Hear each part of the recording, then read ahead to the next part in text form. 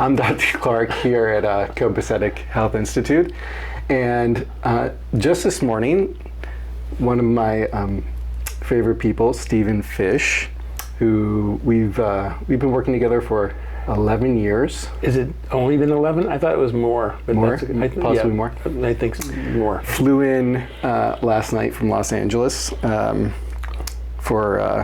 come for a visit. Yes. And on a red eye. This is what he looks like. Yes, with no sleep. And he also just got back from climbing Mount Kilimanjaro. Yes. And how old are you, Stephen? 73. 73. And remind me, when we first met, can you paint a picture for me of what your what your life looked like, what your body was, what you were experiencing in terms of the state of your body and mentally, physically? Yeah, well, let's preface it and say I was a sugarholic. Well, okay, so let's paint a picture of that because it was a really it was a very interesting picture. So what does that look like, a sugarholic? Well, at the office, I had a drawer that was literally the candy drawer. So it had the dark chocolate M&Ms. It had we had Jelly Bellies, and of course Halloween, whatever those little round candies that were really kind of. And tell me about the soda. Oh yes, well at least one or two Coca-Colas a day. Cans? No, bottles. I like the Mexican one. It had more sugar. It had the better sugar in it. And he was very proud of that. He was like, "Oh no, I'm drinking the healthier one." Please, and don't forget the cereal. Tell me about the cereal. Well, one of my favorites is taking Raisin Bran and was. Pardon? Was. Well, it still is, but you don't do it. It still is, I just don't do it. It's just up here. It's just, yes, excuse me, while I have a taste. That's perfect. Because I can taste it and just relive it and I'm fine. So it's Raisin Bran with about 7 spoons of sugar, half and half, and whipped cream. Breakfast? Yes. So that was breakfast, and then all day at the office you were working at Stars at the time? When we met, yes. And the Coke. And tell me about your body. Did your body look like this? No. What did your body look like? Okay, I'm about 185 right now. And so how tall are you? I'm 6'2". I was probably about 210. And no, actually, no. When my daughter was born, I did have a symptomatic pregnancy and I got up to 235 pounds. But when we met... You were not 210 when we met. Yes. No. No, seriously, because I was never more than that, except for the pregnancy. For my daughter, that was... Seriously, seriously. I may have looked like I weighed, but I did because you're scale. so inflamed. Exactly. So, because I was never, the 200. I mean, even when I got married, I was like 200 pounds. Okay. So I've always been in that kind of range, and but I was also a couch potato because exercise was important. So that was your exercise, being a couch potato? Yes. Or surfing? Yes, I was, channel surfing. Yeah. Every once in a while. I'm not ambidextrous with that, so. Oh, it's just the right hand. All right, make sure you switch it to the left so at least you work the other hemisphere of the brain. Thank you. Yeah. Thank you for that advice. I appreciate that. So food-wise, it was just, I love my pies, I love my cake. When my mother would say, "What do you want for your birthday?" When it came to dessert, she made a lemon chiffon pie, and she made a chocolate cream pie. So I think that you've painted the picture of what a sugarholic is. Okay, I hope so. But you had some style with it. Yeah. Yep. Okay. So that's important. All right, and tell me about psycho-emotionally what you were going through back then. It was so long ago. Can I put it out of my mind? Probably not in a good place. Well, I mean, your voice was even different because there was you had so much, I think, pressure and inflammation in your body that your voice would just project, and I think it would intimidate people. Probably. Well, Yeah. part of that is ADHD. So that was undiagnosed till I was in my late 50s. Okay, so that's a good transition. So tell me about the pharmaceuticals at the time. Yeah, I'm a veteran, and I was getting my health care because I didn't have insurance through the VA. And they had a doctor there who liked to prescribe medication. I've learned subsequently he lost his license. Oh, I didn't know that. Yeah. You didn't have to make me on that one. Yeah, that's interesting. How many meds were you on? Well, for that, I think there was like... No, just total. And all the different diagnoses you had. Well, I remember the stuff for the VA. I think I was on like 6 or 7 things. I remember 12. Well, your memory on that may be better than mine. Yeah, 12 different pharmaceuticals. I would have to deep and I think you were on 6 for ADHD. Yeah, But right. you were also had a diabetes diagnosis? No, well, I have it, but I didn't do anything for it. I didn't take anything for it. Okay. Yeah, no. The A1C was, my A1C has never really been very. It was like maybe 5.6. I don't think it hit 5.7 because it was always a little on the high side, but nobody ever prescribed anything. Okay. For that. The biggest thing was the ADHD stuff. So you were unique. He was extraordinarily unique because you were referred by a mutual acquaintance and got my phone number, and you called me up. And do you remember what you said to me? Yes, I said, well, because I don't know you, and I have a lot of things I want to find out if you're the right person for me. And so we agreed to meet in Santa Monica, and we ended up walking for an hour, and I peppered you with questions. Nonstop, because my ADD was full on. Oh, it was full on. And I wanted to get everything in, so I was talking really fast. And we were walking pretty quickly too, I think. Yes, well, I still have a brisk walk. Yeah. That has not changed. I enjoy that brisk walk. Yeah. But, and after the hour, we about 45 minutes in, we sat down and continued our conversation. I said, I really like your perspective, and let's do this. And that started this road to take care of some initial things that were going on. And as more was to be revealed, we dealt with those things. And the acupuncture and the nutritional guidance, the juicing. There was a whole number of things that I started incorporating into my practice. I think you also started on the custom herbal formula, if I remember correctly. Because back then I was working. Oh yes, you did. You made me a tea that you put together in the office at Lotus East West Medical. Yes. Yeah. And then that was way back. Yes, and then when you moved to your other office, your own office, that you continued that tea. Yeah. Yeah. And then I was diagnosed with prostate cancer. When was that?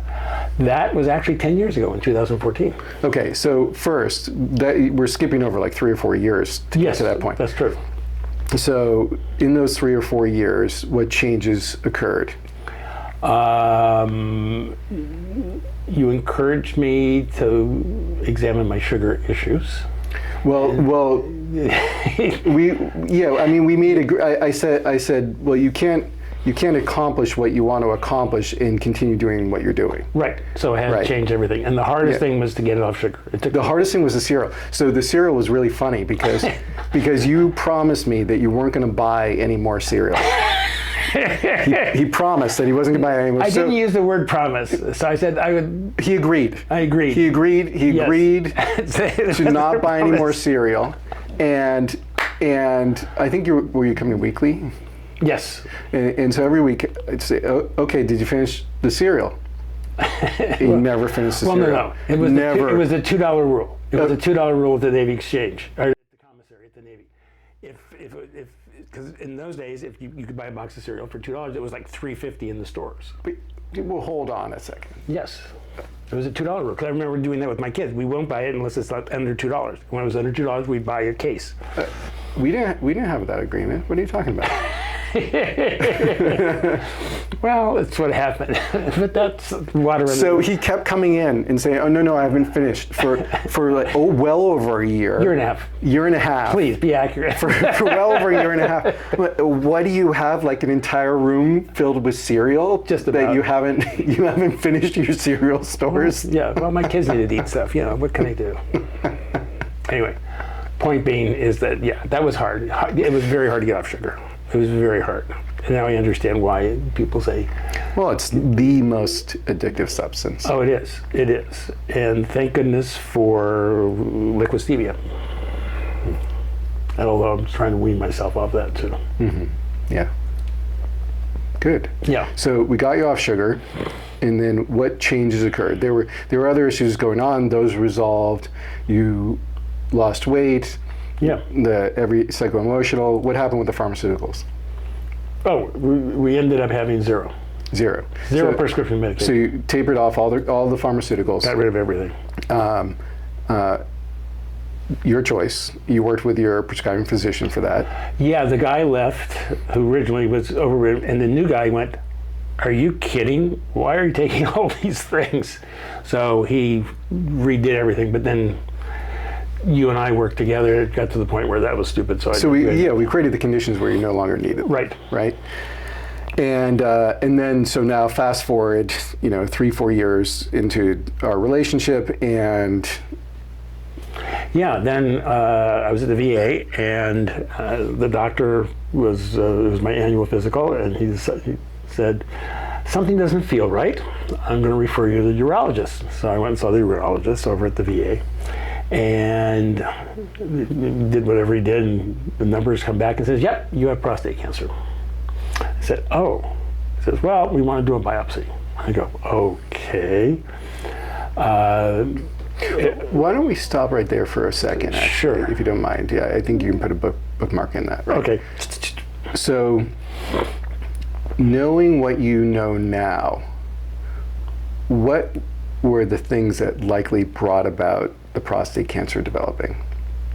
Lack of exercise, sugar, eating habits, total. I'm sure eating had a huge contribution. You've to become very much a sort of a cancer expert, at least about terrain. So what's the environment that fosters it, right? Well, inflammation is huge. Inflammation and sugar, right? Yes, well, sugar, yeah. So like cancer can only consume sugar. So it's like, oh well, there's food here, and then inflammation, right? Right. And so that becomes an incubator. Yeah. Yeah. Okay. I just wanted to. Yeah. bring that So, and there's some other interesting things that came out of that as well. Yeah. So once I was diagnosed, you and I were working together, and we did the first biopsy. It was 3+3, and then that seemed to be okay. We were sort of managing, but then it got a little more aggressive. It got to 3+4. So it was growing fairly rapidly. So it was growing very rapidly within the year or so. And how to deal with that? You had recommended. Well, you said to me, I don't want surgery. That's right. Okay. You said, I don't want surgery because you don't want to risk, the possibility of. Well, the potential side effects that not just from. It's just the totality of what it can do. Because I've heard, not just a sexual aspect, but also other things that can go wrong when they're down there trying to fix things. Okay. So I said, I don't want to do that. And, I'm at a place today that if I break my arm, I'm going to see a Western doctor. Nobody does it better. Sure. Absolutely nobody. But for pain management, I'm going to come see you because you have a better understanding of what that's about. And we can do some side stories off camera that I'll share with you about some family members. But the point was you had recommended Dr. Nasha. So Nasha and I had met at essentially a conference in San Antonio sometime before and really hit it off and became friends. And I had learned quite a bit from her at that point on her perspective on cancer, which was very, very helpful for me. And so I connected the two of you. Right. And as I did with you about the walk in Santa Monica, I said, she lives in Colorado. I want to meet somebody first. And she happened to be lecturing in Ojai. Yes, boy, that was an inflection point. Remember that's when that was going on with George. Too, yes, and so the Friday night she had a free lecture on Friday night just for the community to tell, and then she had a seminar on Saturday that there was a small charge involved that I attended, and you introduced me Friday night, and I, when she was talking about that to the community, I went, well, this this is really interesting. Mm-hmm. I wanted more of a deep dive on what's going on. Well, in her story, especially, because you understand what drives her with her story. Well, her story, I've told so many people about her story. Yeah. Just before her 20th birthday, she was diagnosed with stage 4 ovarian cancer. And they told her, wrap it up, because nothing else we can do. And she refused to believe that. And she went down the journey and figured it out. And I think last year she turned 51. Well, was it last year that she did the El Camino? Because that was for her 50th.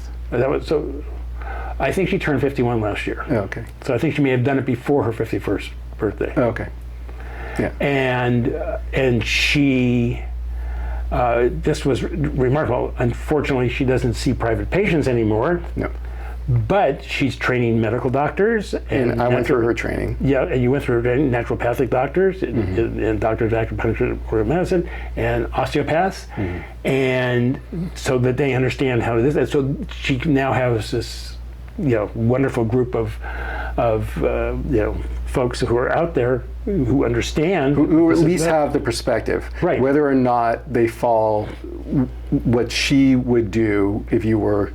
If she was practicing, but they have the keys. They've been educated by her perspective and the work that she's developed over time. Very much so. Yeah. So there's that, and so I was impressed with her that weekend in Ojai, and I said, I want to do this, and she said, great. First, you have to give me some information. I'm going to interrupt you again. Please. So, just for folks who are listening, yes. So the perspective that Neisha takes, the naturopathic oncological perspective, is that it's based on the work of Otto Warburg from the 20s, 1920s? 1920s, 100 years ago. Was that cancer is a metabolic disorder. It's not a genetic disorder. Right. And so metabolic disorder means that it's basically there's a shift in the metabolism of the cell, specifically the mitochondria, right? That then creates the conditions for the cancer to develop, right? And so it's a very different perspective, and it's much more empowering because that perspective, and it's not to say that there isn't a genetic, because of course there's early life cancer development that the incubation period would not have time to develop. But what she likes to say, and I've used this many times, is that genetics load the gun, but lifestyle pulls the trigger, right? So basically the idea is that when you become metabolically essentially disordered, really by a poor diet, specifically sugar, carbohydrates, excessively. So early 20th century, the average American had, on average, 1 pound of sugar a year. And now, do you know the stats on it? It's like over 100 pounds. It's something ridiculous. Of sugar a year. Yeah. Right. And if you look at the incidences of cancer over the last 100 years, but specifically since the 90s when sugar consumption has exploded, cancer concurrently has also exploded. So, there's correlation, right? And then also your experience, I think, validates the theory. Oh, yeah. It's very much so. I mean, one of the things that I thought was fascinating working with Neisha is that she wanted lots of data before she would even speak with me. Of course, she needed my personal history, my family history, because everybody wants, you need to know that. But she wanted to know my prescription drug history. She wanted to know my antibiotic history. She wanted to know my environmental history. And trauma history. Yes. So, like environmental, did I live near a busy highway? Did I live near a golf course? Did I live near a gas station? Was I near an airport? Why a golf course? Because of all the stuff they put on the green. Pesticides and herbicides. Yes. Yeah. So she wanted to get a picture of that. And then she wanted her blood test.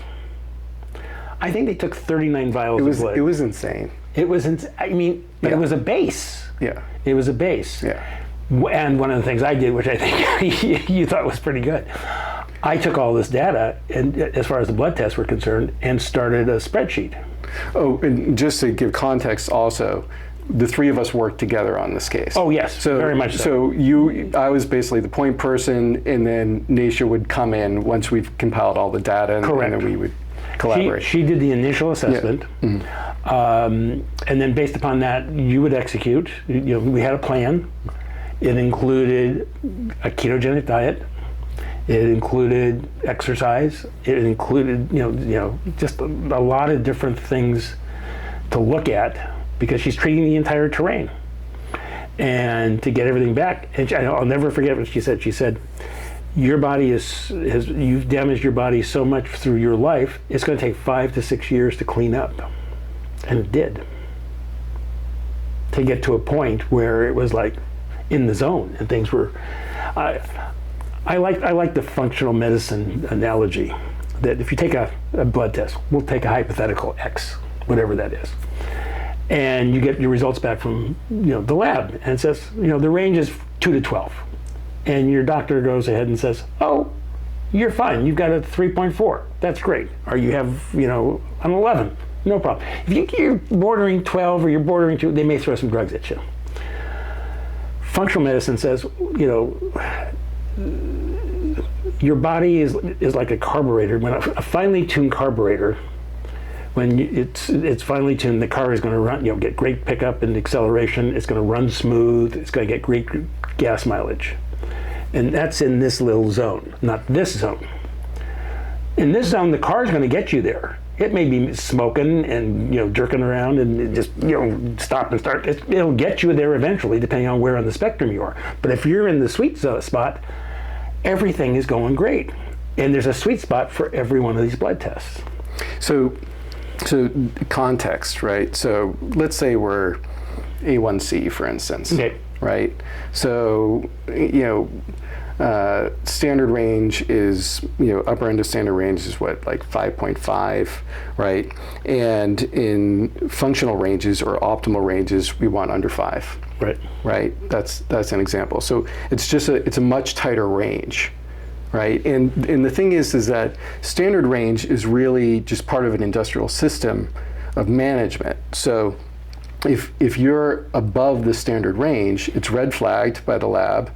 Your physician who doesn't have very much time, your MD who doesn't have much time, looks at it, and eye catches a red flag and says, "Oh, industrial diagnosis, check. I can send that then to the insurance company in order to get reimbursed. This is the diagnosis."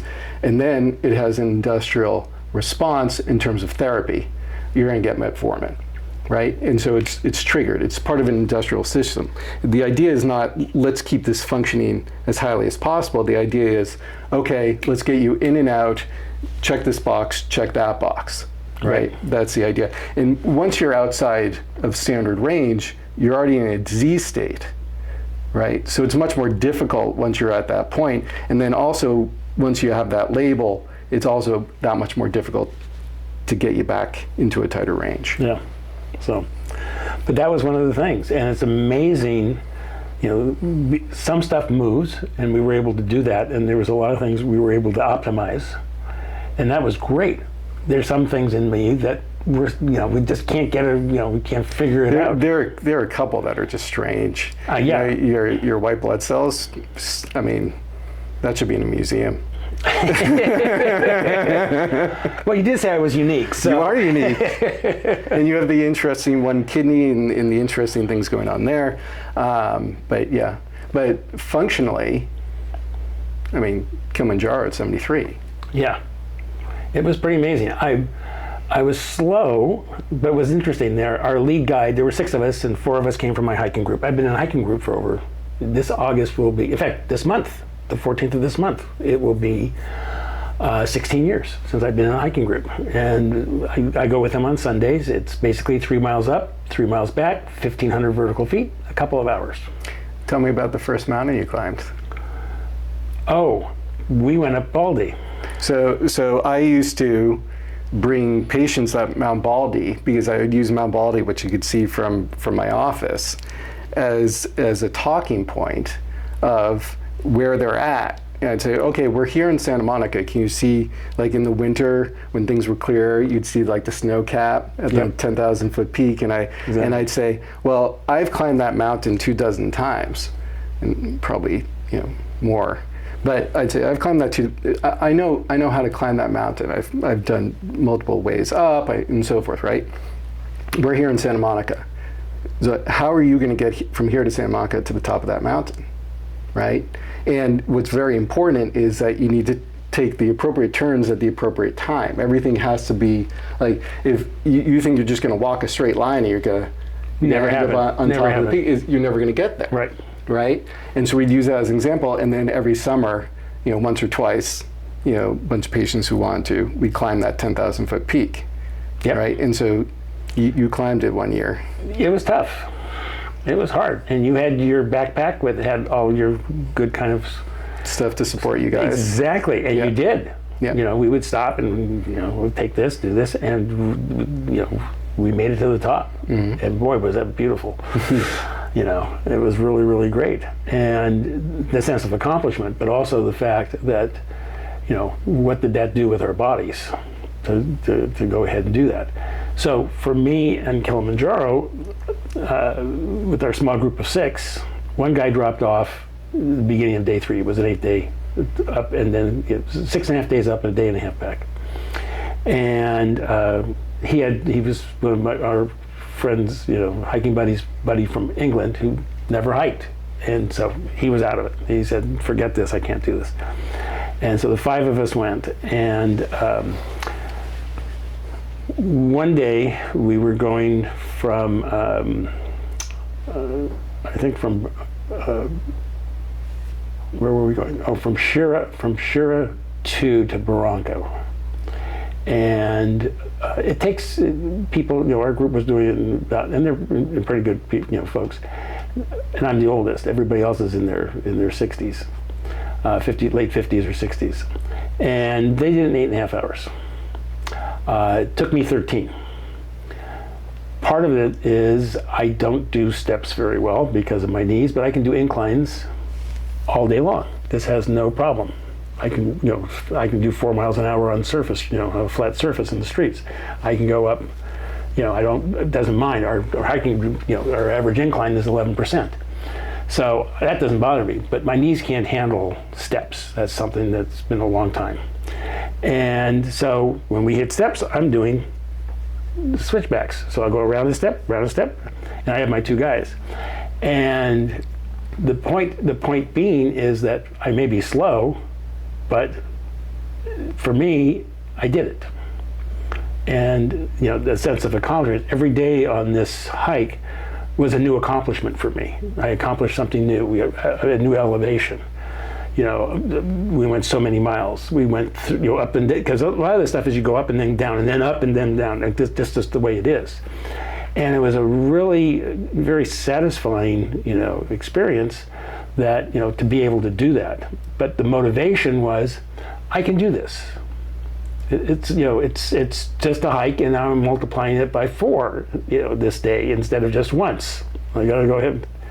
And it worked. It really worked well. And so my chief guide said, I'm using you as an example. First of all, he says, you win the award for the slowest person to accomplish this thing.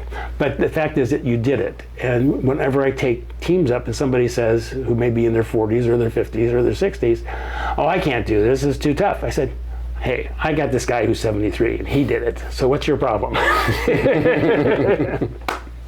All right, so let's go back. We're working with Naisha. Yes. The first round, which was a blood test and working together, very intense. There was one incredibly complex. There was one she needed to know my DNA SNPs. Yes, we did that was as well. Very critical on what, and it revealed that my chances of getting prostate cancer was twice of what the average person was, because my genes were that. So you had a loaded gun. So it was right there, ready to go, and it decided to shoot. And it was an amazing experience to go ahead and understand what this whole process was going to be about, and what a change in just lifestyle with regard to exercise and eating, especially because I know now probably 85 to 95% of the things that ail us can be directly attributed to what we eat. So, well, eating, stress is huge, and then exposure to chemicals. Yep. So going down this path was really good. Staying organic, 100% grass-fed, pasture-raised, wild-caught. Those are the things. Fruit, very little. Too much sugar.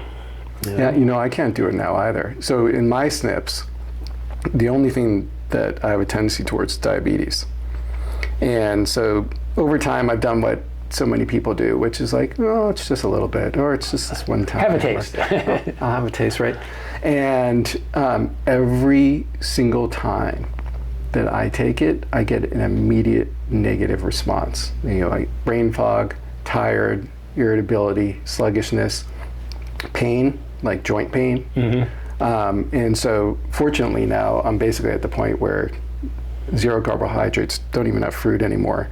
And as I was mentioning before, on 2 days ago on Thursday, I worked 12 straight hours without a break.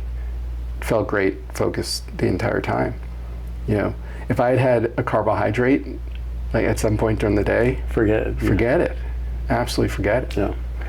But this whole lifestyle, I'm very comfortable with it. And when I go out, or people invite me over, well, what will you eat? I said, just make what you do, and I will figure it out. And because I'm doing intermittent fasting, it's no big deal. And I've done 3-day fasts and 5-day water fasts, and it's easy. For me, it's actually kind of fun to go ahead and do that. Because my mind's in the right place, and it's like, this is great. But bear in mind, you're not pushing yourself when you do a fast. So you're not putting yourself under stress. Not at all. And that's the key. Yeah. When people say, well, I want to fast, or I want to do these different things, you have to create the conditions to do that. You can't just live, go to work every day and fast, in my opinion. And what I've seen in working with folks, you actually need to create the conditions, because if you create stress, then the body's going to need fuel. Right. Yeah, and it's not going to spend its energy actually taking care of itself, which is what it does with the fast. So you give the digestive system a break, and then it turns its resources to actually repairing itself. So if you're actively engaged in some form of work, or you're under stress, it's not the conditions. The interesting thing I found is that when I did my fast, I did not change my routine. I still hiked, still did my exercise. But with ease. Yeah, it was no big deal. Yeah. It really, to me, it was like, I'm still out there enjoying the view. I'm stopping getting my pictures and continuing the hike, having the conversations with the hiking group. Those things are great. Walk in the neighborhood, I can get 800 vertical feet in the neighborhood. So, that's wonderful. So all of that during, a 3 or 5 day water fast, it was no big deal. Literally, the first time I did, I said, can I actually do this? And I went, yeah.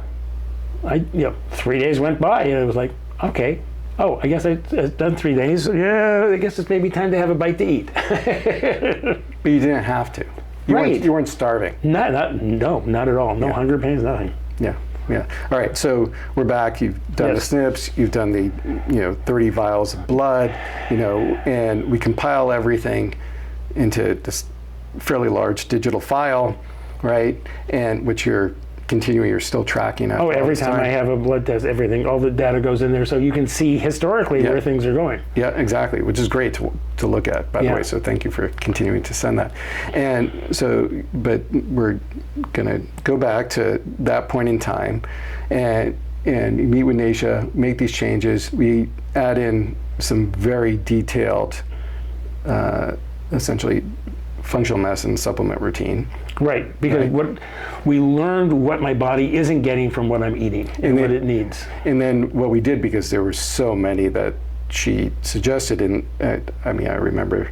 Oh yeah, it was huge. I remember that consult vividly. I ended up making you a custom formula that compiled everything into one tea, not everything, but quite a bit into one tea that you I still had a lot to simplify it. I still had a lot beyond that. Probably I was about 15, 16, 17 different things, plus the tea. Yeah. And now it's basically, the stuff that I have, it's, for sinuses, it's, for a little bit for mood, inflammation, and we're doing the niacin because of the flush. That's a nice thing to have in the morning. Yeah, we're doing that. So we're helping to keep you metabolically regulated still, even with the ketogenic, because you had sort of gone so far off that you still need some support on that. Right. And then also with the interesting thing that you have going on with your immune system, we're sort of constantly supporting that. But it's comparatively, it's a pretty simple regime. Oh yeah. Yeah. It's really simple. Yeah. And so what was the outcome? What happened? Well, I'm a lot healthier. I threw away a lot of weight.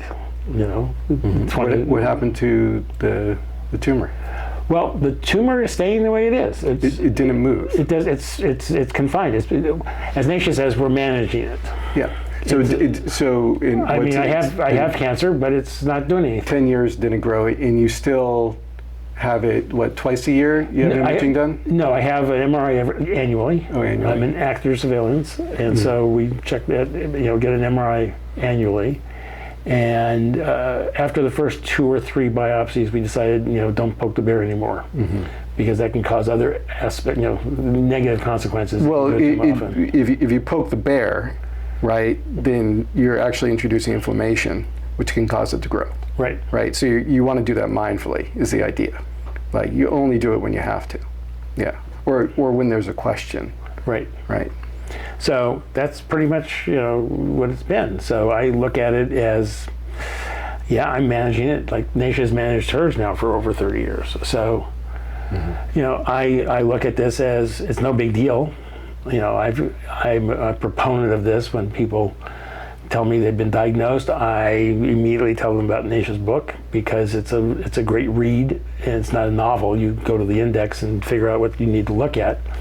But one of my veteran friends got chemotherapy for cancer over at the VA, and she followed that stuff the day before and the day of, and the day after she was back at work and with no side effects. And it's, the concept being it was, complementary. So there's so many different modalities. It's knowing which ones to use. There's not just one. Yeah, and there's different approaches. So for instance, what I decided on, and Naisha and I had a nice line talk about this, when I observed the heavy lift that was necessary. I mean, to work with a naturopathic oncology patient, it takes the time and attention and resources that you were able to actually pull in a bunch of different resources that a lot of people can't. So, I mean, I was very fortunate. The out of pocket for most people is insane. Oh yeah, it's a heavy lift. It's a very heavy lift. And so I did not feel with the nature of my practice that that's the nature of my practice. So Naisha and I had a nice chat about it. And what I decided on was is supporting standards of care. So, with the same sort of approach, but not as a standalone. So, I love seeing cancer and chemo patients, because the cancer and the chemo, it eats them up. And then in working with them and seeing their joy come back and seeing their energy come back, it's wonderful. It's wonderful. Yeah, and I'm very appreciative of our approach and how we look at it, because we've reached a point over the years that now if I fall out, it takes a little bit to tweak back. It's like that carburetor. It's You're still negotiating, which is funny. I do. You do. You do, and you'll call me up. as if you're coming to confession. And you're like, I had a little bit of that hand to mouth thing. Yeah, well, we haven't been able. We haven't figured that one out. Gotta get that crunch. Yeah, I mean, self-restraint is, it's a work in progress for everybody. Always. Yeah. Good point. But the fact is of the awareness and understanding that, if I do this, I know what I'm going to have to. I know what's going to cost, as far as time, energy, and to get back into the zone. And I recognize that, that for me is, it's a struggle at times. Sometimes it's not. It just depends on the circumstances. But sometimes it's like, something comes in and gnaws at me, and it's like, okay, I'm going to be stupid and do this. And yep, I was stupid and I did that, and now I have to go ahead and correct it. Mm-hmm. And that's what I do. Mm-hmm. So. Well, I mean, you're a different human being than the person I met. Oh my God. Completely different. I remember the time we ran into each other at Sean's, and you were working on that documentary. You were producing that documentary, and oh man, you were enraged. Do you remember that? Oh, probably. Yeah. You were absolutely enraged, and I don't even know if you can get enraged today. Like you're so level now. Yeah,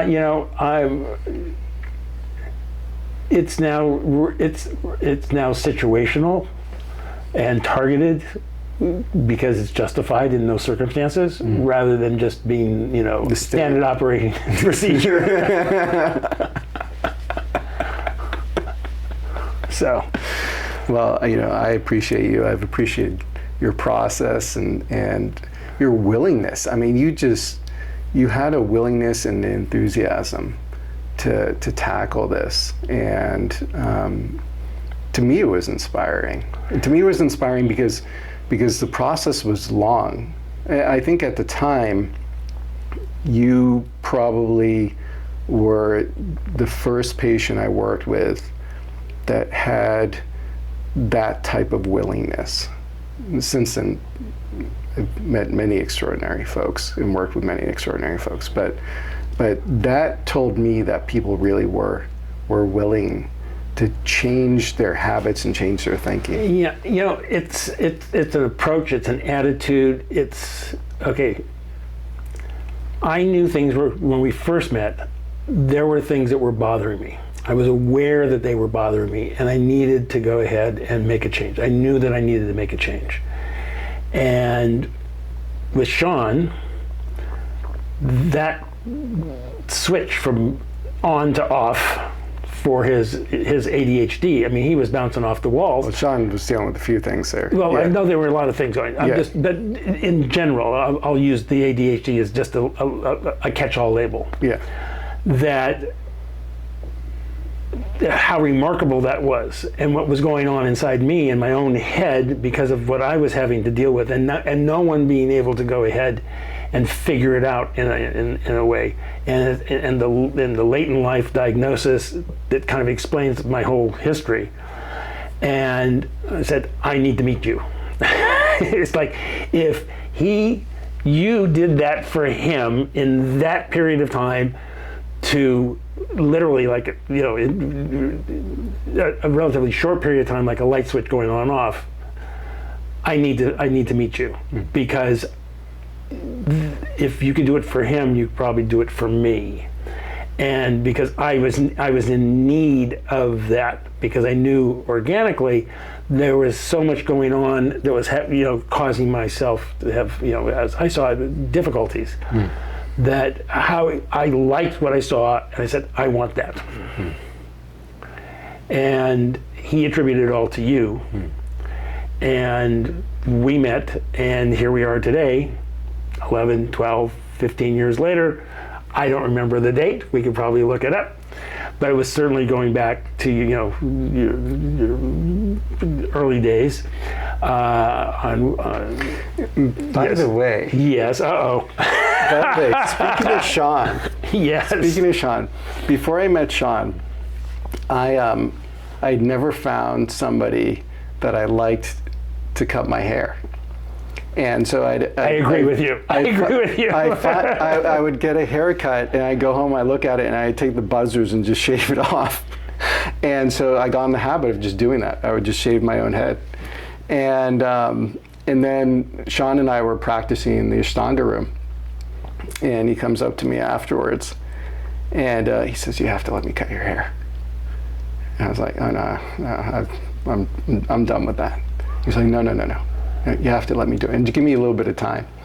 And when I was leaving Los Angeles, I went for one last haircut with him. And he said, this is what I'm going to do. I'm going to film me cutting your hair, and I'm going to teach you how to do it. And now this is 4 years later, right? 4 years later? Probably, yeah, something like that. And he taught me how to cut my own hair. And so, I do that now like once a month, which is a great time-saving thing because, right. I mean, going and getting your haircut is like it's half a day. Yes, it is. And people all the time are like commenting on my hair. It's all Sean. Yeah. It's all Sean. He was brilliant. When he moved away, I was like, Yeah. Because he's the one person who actually knew I could walk in, sit down, and I didn't have to say a word. He knew exactly what to do each and every time. Yeah. It was just organic with him, and it was magnificent. I mean, I just got a haircut this week, and it's like, oh my God, it's like, it's like, oh, give me a break. So it's like, okay, find somebody else. And somebody else now told me about somebody else in Brentwood that I should go look at, to go see. But it's like, but it's funny how those connections happen. Yeah, yeah. It's talk about the line and how that, you and yoga with Sean, yeah, and me. Meeting Sean, literally, he was on Abbott Kinney, and there was a sign out, $25 haircuts, whatever it was, and it was at night after a dinner with my then girlfriend, and we went in, and I went, this guy's good. This guy's really good. Yeah. And that started the Sean story, and then years later, it was you and I. Yeah. And then now this adventure, which has been great, and it continues more to be revealed. It's really fun. Mm-hmm. It's really fun. Thank you, Stephen. My pleasure, Joe. Thanks for flying in.